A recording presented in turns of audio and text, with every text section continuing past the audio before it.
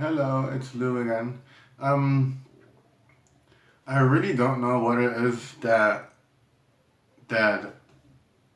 brings women to turn their head on me and look at me, and I don't know what it is about me. Of course, I have experience. I have experience, and I can be an asshole, which women also like. But I mean, it's like similar to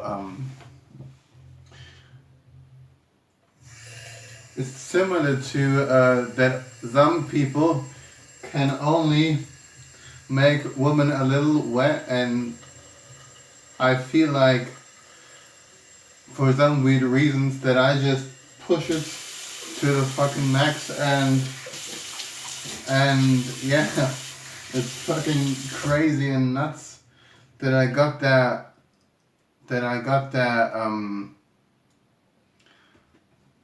that experience, I guess, that drive women crazy. So yeah, and even with my disability, I mean that never